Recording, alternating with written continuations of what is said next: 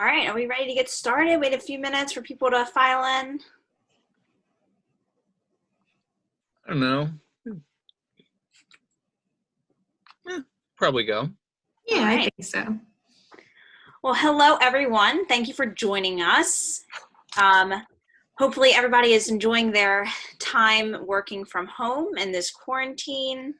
I know that Jim, Julie, and I are just about over it. We want to be back and seeing our students' smiling faces again. So very glad you all joined us. My name is Angelina Sini. I'm the Assistant Director of Wellness at Thomas Jefferson.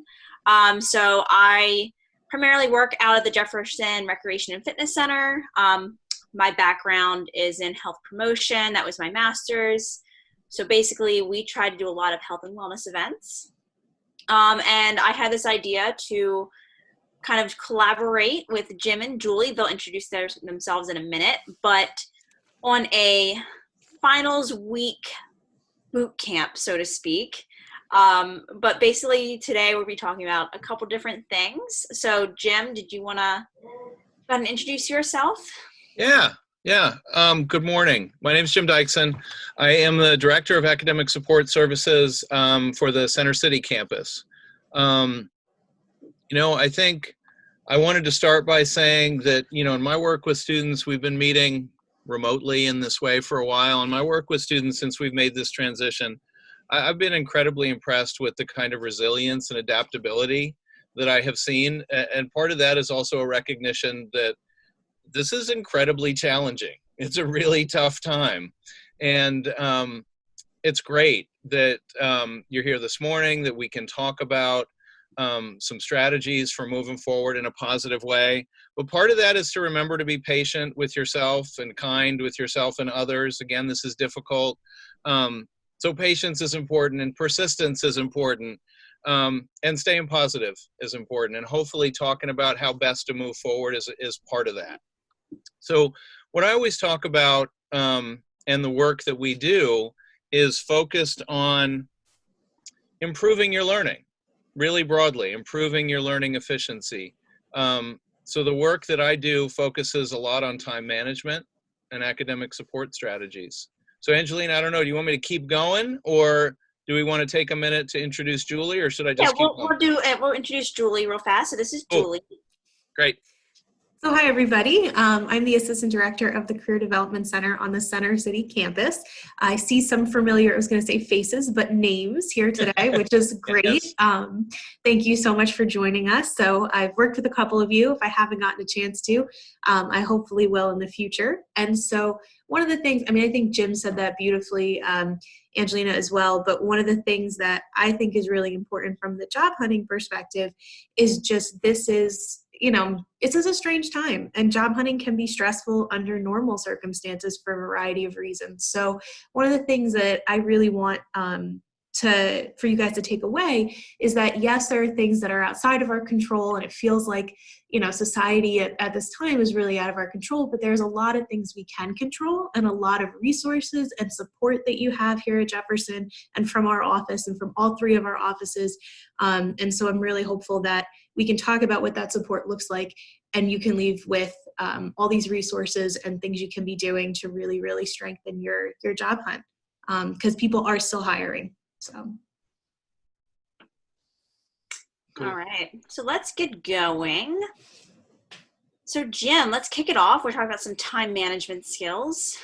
Cool. All right. So I am going to, if it's all right, share the screen. And I think what I want.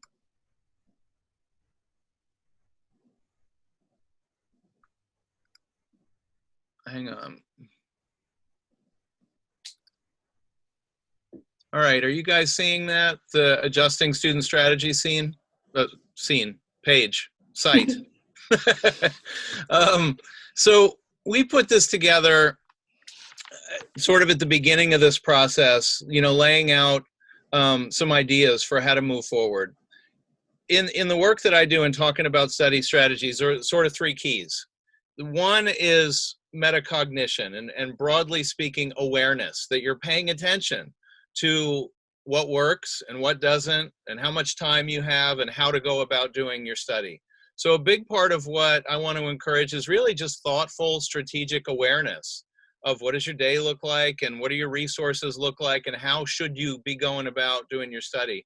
So again, thinking about strategy is an important part of this. The other thing that I focus on all the time is active study, and the importance of working with practice-based, question-based work as early and as often as you can, so that you can really make good decisions about what you need to know and how you need to know it and how to go about studying.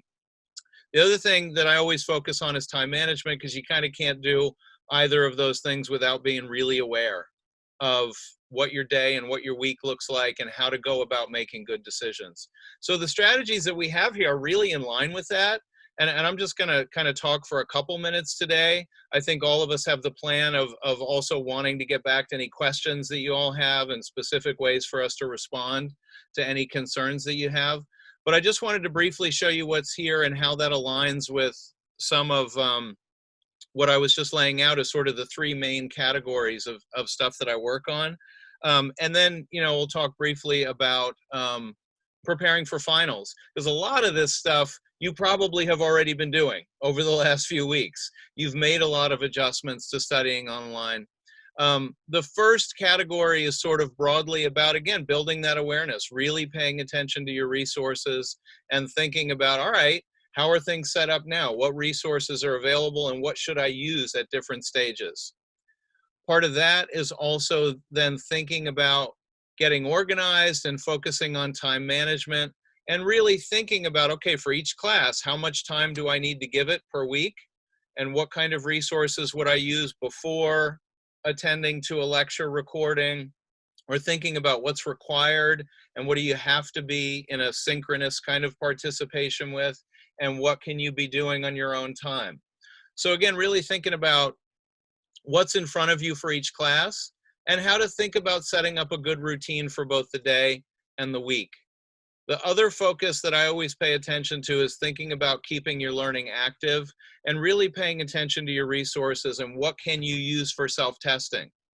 Do you have access to problems or cases or questions, using learning objectives, thinking about maybe collaborating and connecting with peers and thinking about how you can do mutual self-teaching. I think all of that is really important when you think about preparing for finals. The keys in terms of getting ready for assessments, even in these weird circumstances where you're testing at home, is knowing how are you going to be tested? What's it going to look like? What's going to be expected of you? Is it writing? Is it short answers? Is it multiple choice questions? Is it problems? And as you think about, okay, what am I going to have to do? Then really thinking about how can you practice that? What kinds of access do you have to problems or Quizlets or flashcards or other kinds of resources that you might be able to use for self-testing? The big keys that I always point to are planning, really being thoughtful about, again, what's in front of you and how much time do you have and how would you then lay out your time. Planning and reviewing your resources, preparing by doing a lot of practice-based work, and setting up your time so that you have time to analyze the results of your practice, address any needs, and then come back and do some more practice before your finals. So while all of these guides or recommendations are about making an adjustment to online learning, it's very much the same or similar to what I always teach. And really, I think the adjustment here is being realistic and thoughtful about how can you set up good routines given the circumstances that you're in right now. I think it's really important to get good sleep. It's really important to try and get some fresh air. It's really important to take care of yourself. So in terms of thinking about what your day looks like, then paying attention to your courses and trying to lay out, all right, for each course, how many times a week do I need to work with it?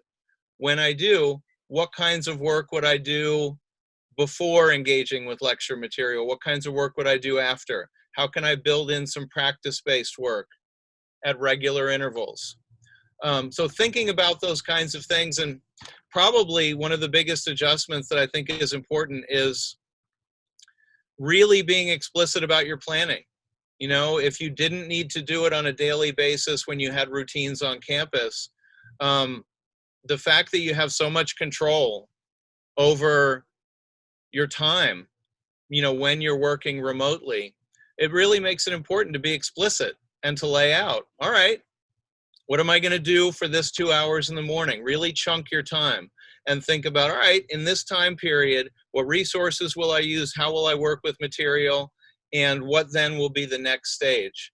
So trying to lay out your day so that you have good focus, variety, and are able to attend to the different needs that you have. So again, the 3 keys that I always point to are: 1, the importance of awareness and actually explicit strategy setting. The second, planning in terms of laying out your time and really trying to visually see both how do you want a day to work, but also what are your goals for the week. And third, really trying to make sure that you're incorporating good active study in what you're doing and that you're building in practice. The importance of practice is that it reveals what do you then need to work on. So you want to create enough time so that you can do a back and forth of practice-based work, then attend to those needs, and then come back and do more practice before finals. Again, I think those things are only possible if you're really being thoughtful about the realities of your day.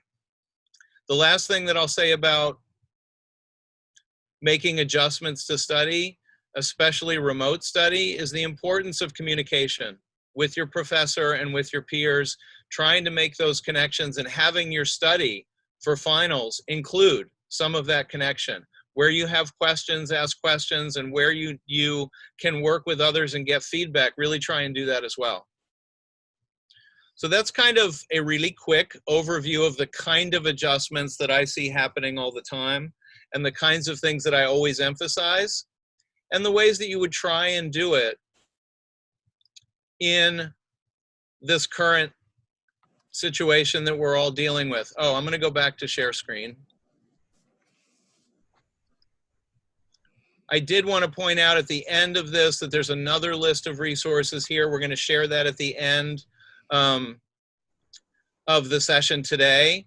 There's also some similar types of documents from other peer institutions.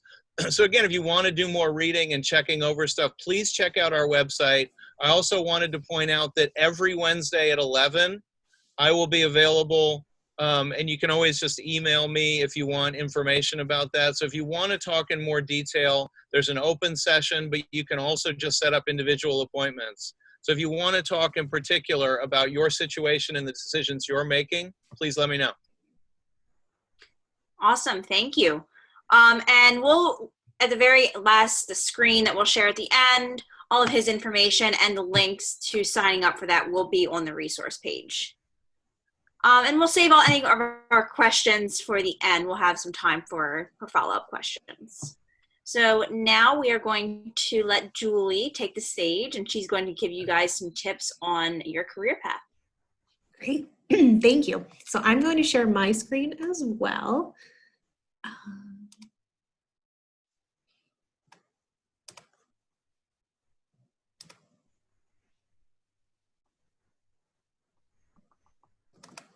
Okay. And so what I have here, for those of you who have a LinkedIn, hopefully if we've worked together, you do. I have created a little article on LinkedIn. Again, I'll share out the link for everybody that is just going to give us some structure to what we're going to talk about today.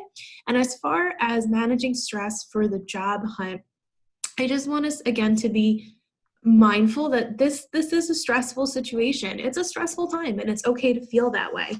But there are some things we can do to try to bring that stress level down and kind of keep our eye on the prize and really, again, tap into those resources and support that you have access to here at Jeff. So one of the things I want to talk about, similarly to what Jim was saying, structure is going to be your best friend during this time. There's just a lot of open time. We're all kind of confined to, very small spaces. And a lot of our routines are completely disrupted. So finding new ways to structure your time will be really helpful, particularly once you're done with classes and done with finals for those of you who are graduating. It can be really easy to get sucked into what I call the rabbit hole of job hunting. And it can feel really easy to want to just keep hitting refresh and constantly applying to jobs and having it be your number one focus. And I'm going to really suggest that you kind of move away from that and really structure your time around searching. So pick 2 or 3 job hunting times.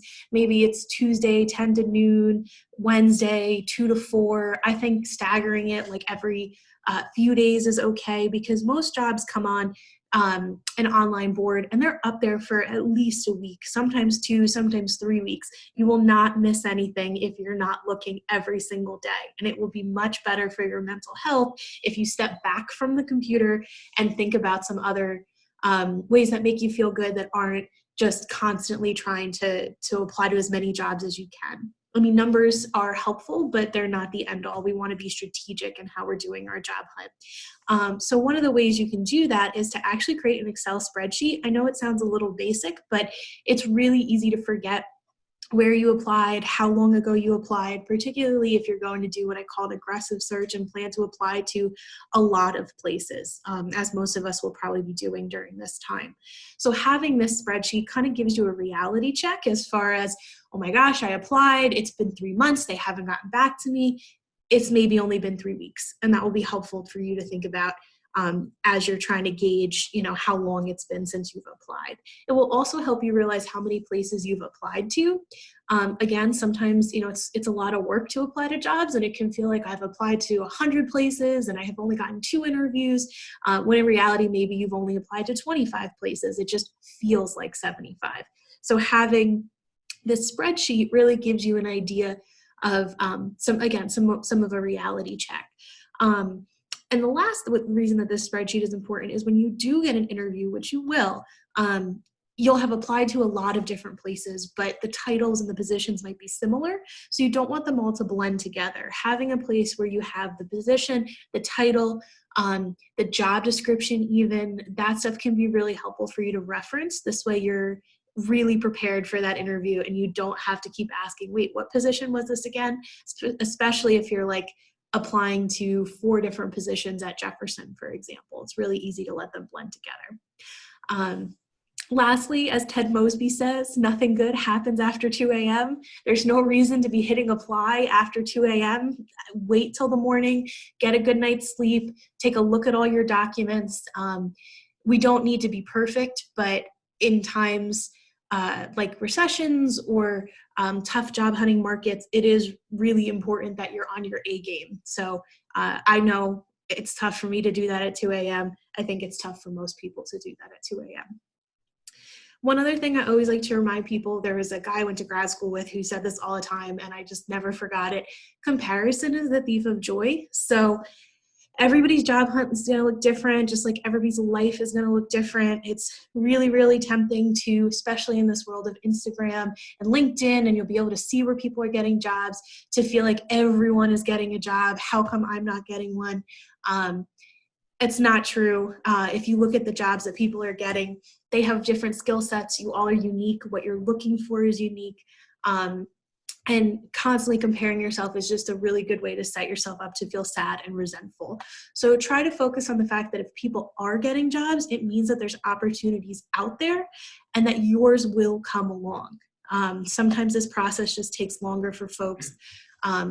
Sometimes it's the first place you apply. A lot of it is luck and timing. So just kind of keep that in mind. I try to remind myself that even now when I'm on Instagram and I'm like, how are you being so productive during this? Like, I've just watched Tiger King. So the next thing I want to think about is how important networking is. Again, if you've worked with me, you know networking is king. It's really important to grow that network. 70 to 80% of jobs are found through, we call it the hidden job market, which is somebody knows that there's an opening coming, so they let somebody else that they know they make them aware of that opening, and that's how they kind of get in. So chances are you have a bigger network than you realize. Use this time to reach out to people. Human connection is great for stress relief, and it's also helpful for you to see what exactly does my network look like. I mean, it can be crazy things like your neighbor's friends, your cousin's old supervisor, your parents' college roommate. There's a really good chance you know more people in your field than you realize, but you won't know that until you reach out and see who's out there. LinkedIn is a fabulous resource for this. So again, shameless plug for LinkedIn. If you don't have one, definitely make one. Check out the alumni tool. We can help you figure out what that looks like. We do presentations on LinkedIn all the time. So definitely reach out to us if you want to know more. But when you do find a person who's a quote unquote weak tie, not someone you know super well, but is in your field, ask them for an informational interview. We're all really busy right now, so don't feel weird if it takes people a little while to get back to you. But I also think during crazy times, people really do want to help each other. And I do think people will get back to you eventually. So don't be afraid to reach out and to learn more about them. The other piece of advice that I could think about for your network would be to check in on people who are what we call your strong ties, your colleagues, your mentors, your friends. Human connection, again, is really great for stress relief. And ask them about when they struggled to find a job. Everybody has a story. And I think it's helpful to have those pieces as evidence that these are people you really admire who were going through tough times and they were able to be really successful. You will be too. I find that stuff to be helpful. As far as searching, during recessions and tough economic times, job hunting becomes a game of creativity. So taking a look at what skill sets you have and not necessarily focusing on titles.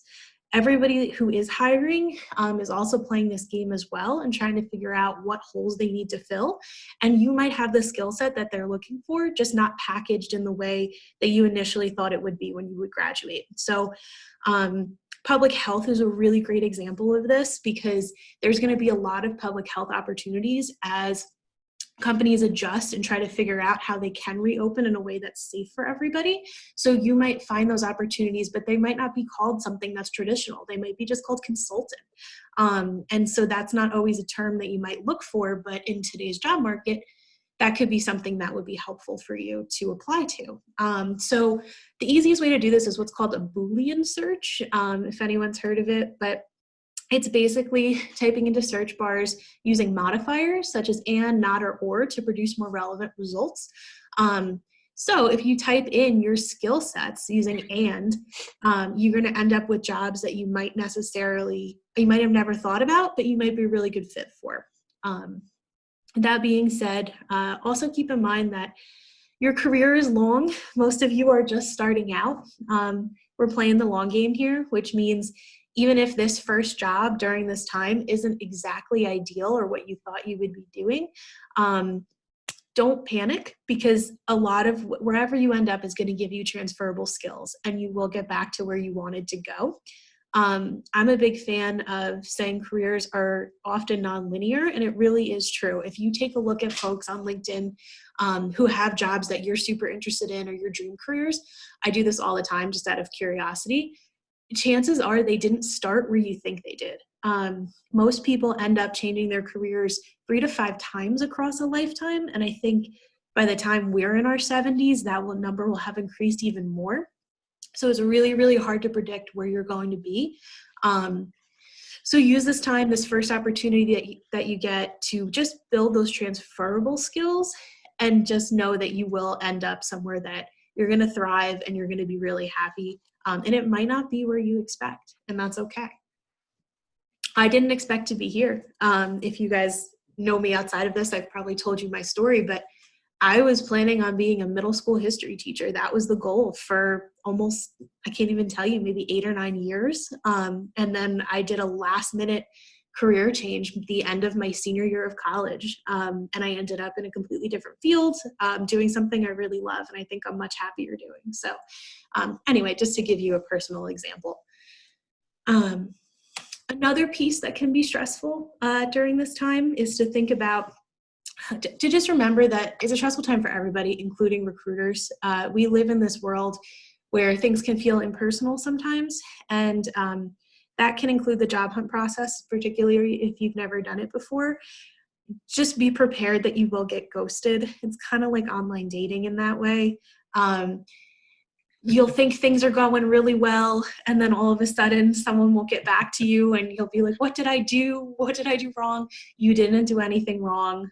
It is in no way predictive of what the rest of your search will look like. People are just really, really busy right now. And as openings are fewer and more candidates are applying, recruiters are going to be busier than they've ever been. So you have every right to be infuriated when you're ghosted. I mean, I think it's, terrible that we treat people that way, but I do just want you to mentally prepare for it and to understand that it has nothing to do with you as a candidate. It's just, we're all trying our best right now. Okay, so moving on to things that are, I think, going to be concretely very helpful for you will be to think about the resources that you have. And so the biggest one is going to be us. Career development, we offer resume reviews, we offer cover letter reviews, we can do mock interviews with you, we can talk through specific search strategies for the type of work you're hoping to do. So take advantage of us. We're here, we can do virtual chats, we can do phone calls with you. That's really what's going to move you to the top of the pile. You really want to plan to ace every step of the hiring process, and we're the people who can help you do that. The more you can get your documents ready, the greater chance you are that you're going to dazzle somebody and you get the interview and you can move on to the offer. Lastly, despite everything that's going on, just make sure you maintain your health, physical and mental. Whatever works for you, whatever makes you feel good, whether it's yoga, whether it's running, whether it's, I like to call my best friend and just complain about things, whatever works for you, to kind of get it out. This way, when you do get that interview, you can really be in a good headspace to nail it and to have some great conversations and to really tell your story in the way that's going to work for you. Just don't forget about that stuff. It feels like when you're job hunting, your career is your only identity, but it's not. You're a person outside of your professional identity. Do what makes that person happy, and things will fall into place. When you need a break, take a break, regroup, re-examine your strategy, talk to us, and when you're ready, just continue pushing forward. It's a marathon, not a sprint, and there are going to be moments where you want to bang your head on the computer. That's normal. They will pass. You will hit apply again, and you will get hired. So that's my spiel. You can read the article. You can make articles on LinkedIn. They're great ways to connect with employers. And yeah, just we're here.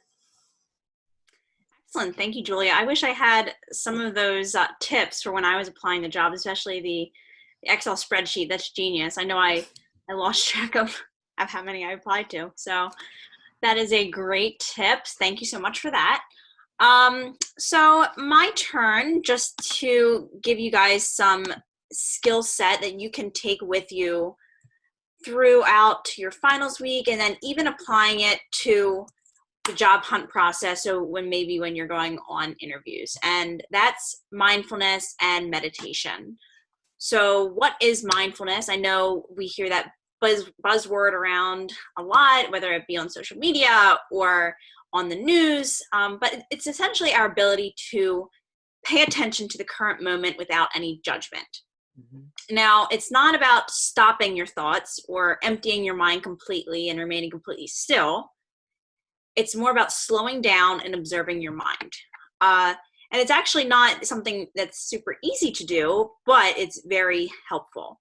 So when it's practiced, it's been found to reduce stress and anxiety, as well as enhance your concentration and reduce distractions. So adults who engage in mindfulness techniques tend to report fewer symptoms of anxiety and distress, especially job-related distress. So that can be applied to your schooling or even specifically your career search. And some research even indicates that it improves your working memory and executive functioning. So this is perfect, right, for going into your exams or going into an interview where you need to remember certain information. So I'd like to just kind of present several different mindfulness exercises that you can do. There are 4 different ones. One that you can do before a study session to kind of get your mind right. One that you can do the night before your exam to reduce that stress that you're feeling. one to do right before your exam, so maybe that morning when you're drinking your coffee or eating breakfast, and then one to do in that moment in the middle of an exam. However, I want to say this, you can use any of these exercises any time of the day, whenever you're feeling stressed or whenever you need it. So going into the first one I'll present. So this is for maybe doing before an intense study session. Before this session, you might want to focus your attention on the task at hand. I know it's so hard to focus when you're in your house, maybe studying, or you're have so many distractions. You're not in your typical study environment. So maybe you just want to focus your mind. The goal is to focus on your environment instead of your racing thoughts. You want to feel more centered and more calm. So when I was in grad school, before I started writing a paper or studying for an exam, I needed to kind of get in the zone and get into the right mindset. So this is called the 5 senses exercise. You may have heard of it. What you're going to do is just sit quietly and start to tune in with your body. And then you're just going to take a few relaxing deep breaths. And you can do this now with me if you want, or just remember it. Then you're going to simply notice 5 things you can see, something that you don't typically notice. So right now I'm observing, my chapstick on my desk. I'm looking out the window and I see a bird on our fence. You sit there and name 5 different things that you can see. Step 2, you're going to notice 4 things you can feel, such as the texture of your clothing or the surface beneath your hands. Step 3 is 3 things you can hear. So I can hear the sound of my own voice talking. I can hear the birds outside. Start to tune yourself into your environment. Step 4, 2 things you can smell, whether they be pleasant or unpleasant. I just put lotion on, so that's a pleasant smell. And then 1 thing you can taste, which is kind of hard, so you might want to take a sip of a drink or chew some gum, or just kind of notice a taste in your mouth. Again, the goal here is just grounding yourself in the current moment and getting yourself prepared to study, focusing your mind.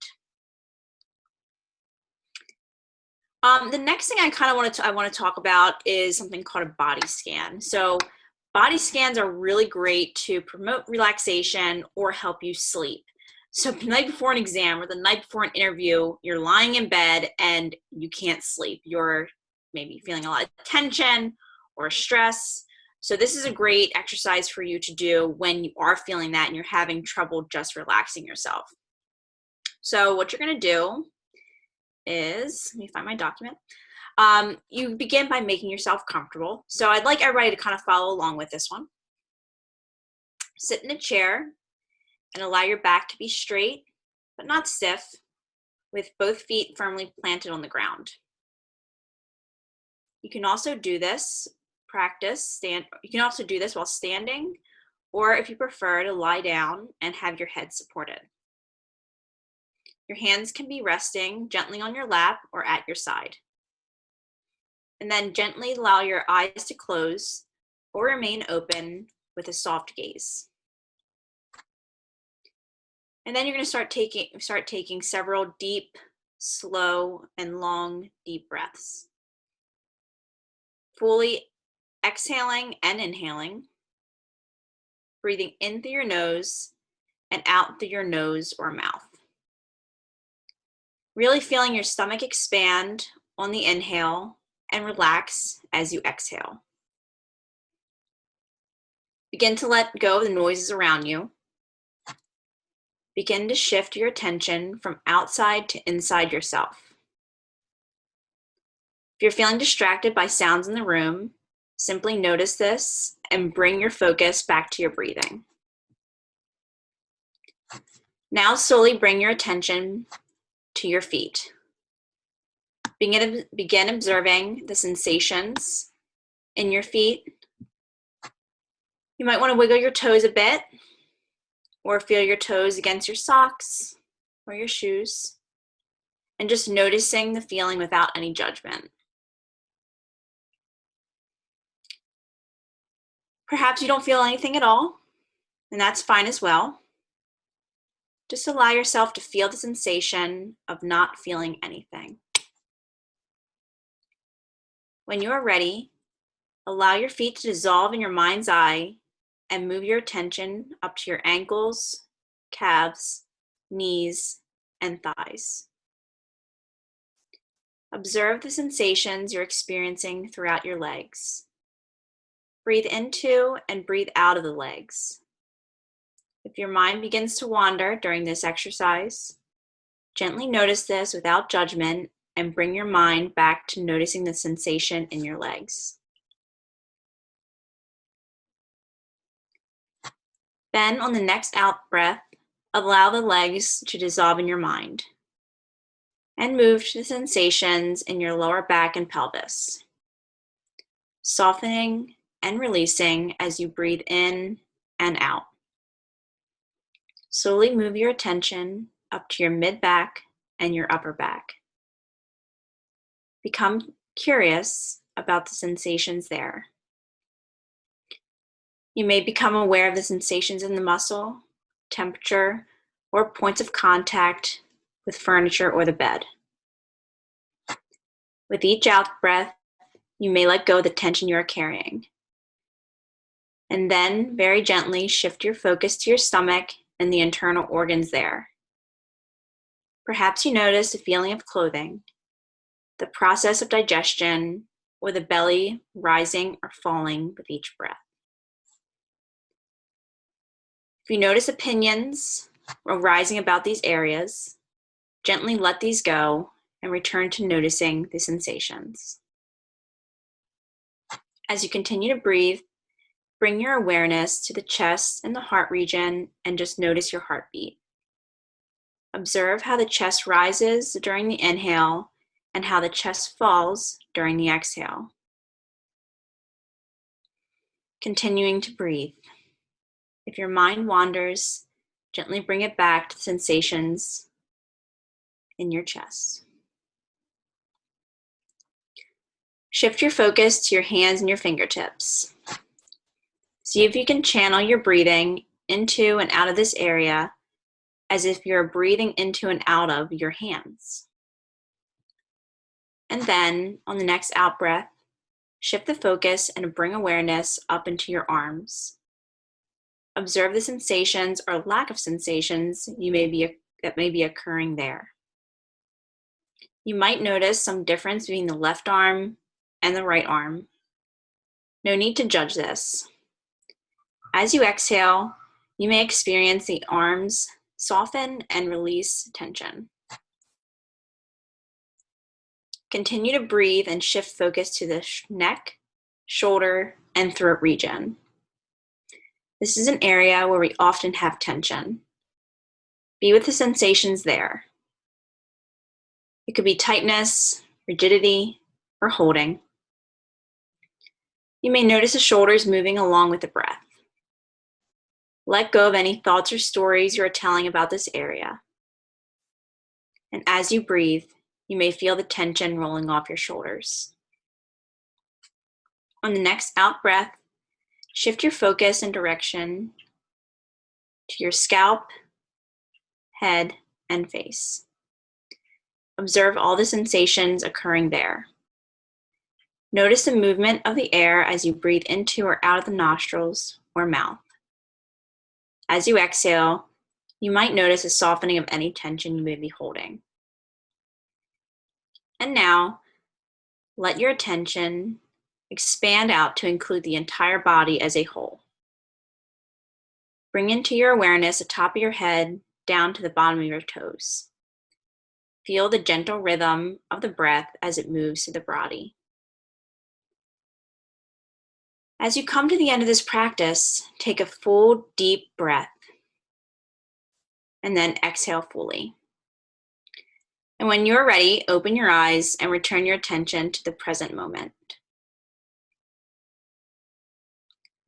So right there was just a guided meditation, so it's called a body scan, that you can do the night before an exam, or even you can do it the morning of, whenever you just really need to relax yourself entirely.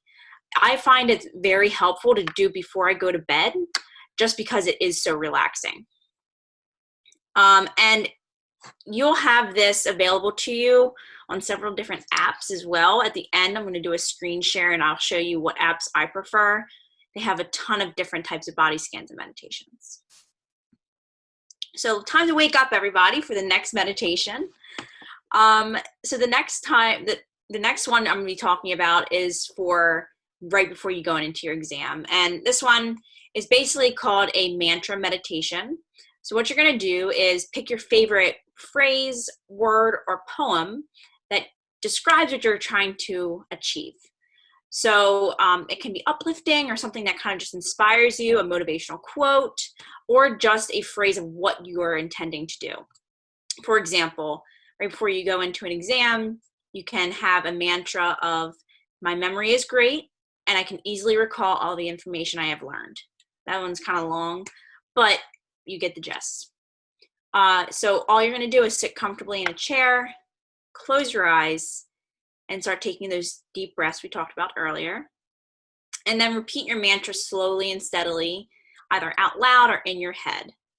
I would do it for about 10 to 20 repetitions, really just centering yourself before that exam and setting the intention of, I can remember this information. And really the goal here is just getting yourself in the right mindset. If you go into an exam hard on yourself and negative about how you're feeling about it, that's the end result. So just getting rid of those negative thoughts. And then finally, this is probably my favorite type of mindfulness exercise to do because it is so simple. So let's say during the exam, while you're taking an exam, all your stress and anxiety might start to really build up. That's usually when I feel the most stressed. And then maybe you come across a challenging question or just feel completely overwhelmed by the content. This is a great opportunity to start tuning in with your breath and practice some mindfulness. So I'm going to introduce you to a mindfulness technique that my mentor introduced to me, and it's called STOP, S-T-O-P. So the S stands for stop what you're doing and just completely pause. So, sit back from your computer. I would say put your pencil down, but I guess no one's doing in-person exams right now. So just stop what you're doing and just pause. And then take a breath. That's the T. T stands for take a breath. Close your eyes and then reconnect with your breath. Take several deep breaths here. And then O, observe. What are you experiencing right now? What are your thoughts, your feelings, and your emotions? Some research indicates that just naming your emotions can turn those emotions down and have a calming effect. And then continuing to take several deep breaths. And then P, proceed. So go on with whatever question you are doing and attack it. Now, I know I presented 4 different mindfulness exercises here. There are so many out there. There's even things called mindful running, mindful walks. So there are a ton. So I'm going to do a screen share and I'm going to bring up several apps that you guys can use that'll have some of the meditations that I just showed you, as well as a ton of different ones. So this one is called Simple Habit. You can download it from the iTunes store or from the Droid store. I think that's what it's called. I don't know. But it's available on different types of phones. You can even get it on the computer as well. This one is called Headspace. And again, they all offer the same thing. And then my favorite is Insight Timer, and that's this one right here. This is the one that I use all the time. Definitely recommended. All of it's free. They have some that you can purchase, but really, really great free ones. Thousands of different types of meditations and different instructors for any type of practice that you want to have, whether that be focusing your attention, sleep, or just stress reduction. And real quick, before I turn off my screen share, I just wanted to show you 2 types of other types of stress management that you guys can engage in. So this is our YouTube channel, so Jefferson Recreation and Fitness Center. We have some mindfulness meditations on here. We have some yoga classes, Pilates, and strength training. And then we have our Instagram page where you'll see exercise videos, mindfulness tips. We talk to dietitians and she gives really great advice, recipes. So basically, that's my spiel. So I think I want to open it up to you guys for any questions. I'm going to stop my screen share. All right. So did anybody have any questions for me or for Julie or for Jim? Any of our topics that we discussed today, you guys can unmute your microphones and speak, or you can type it in the chat box. Up to you, and we'll do our best to answer your questions.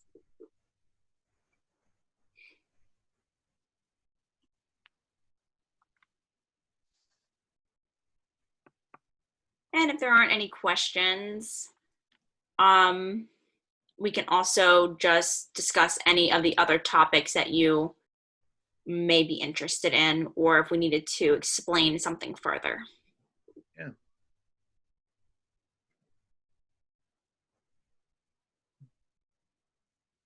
Yeah, and then did you guys have anything you wanted to add from for your part or anything?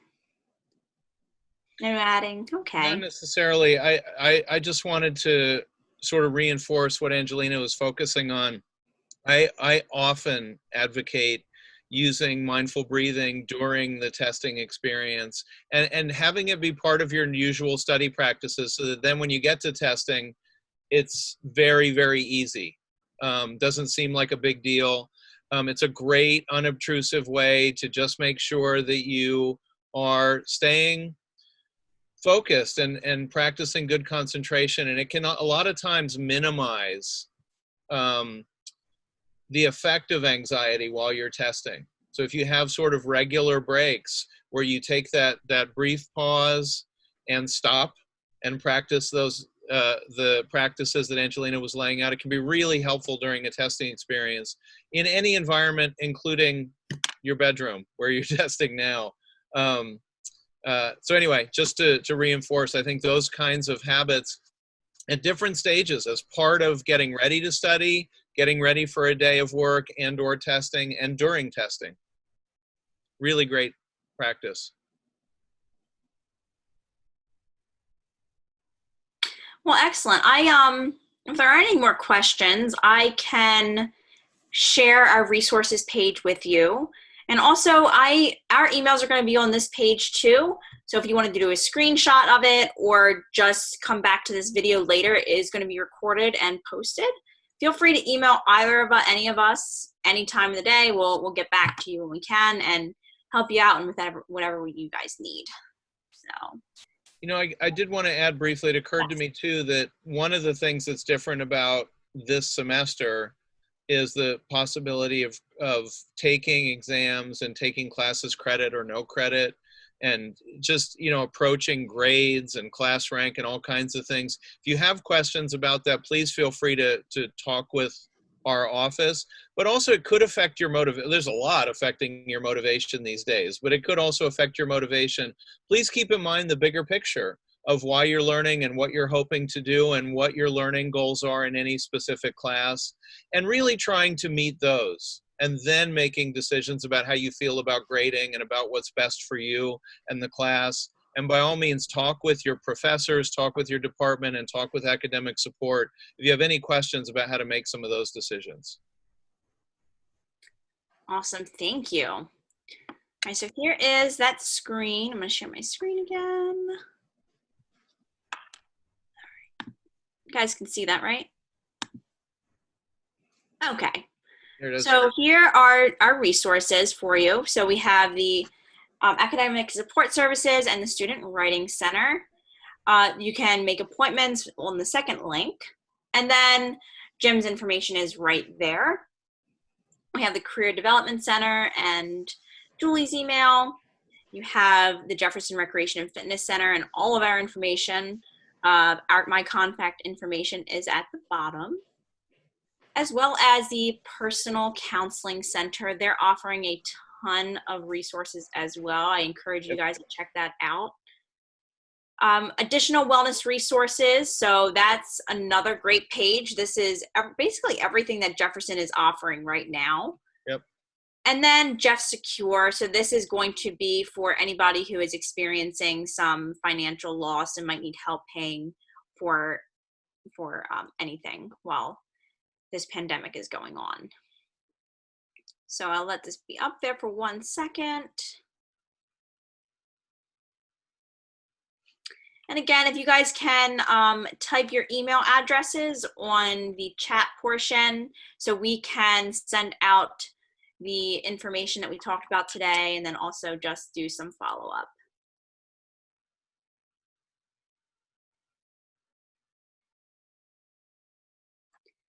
And then that's all we had for you guys. So I'm really happy everybody came out today.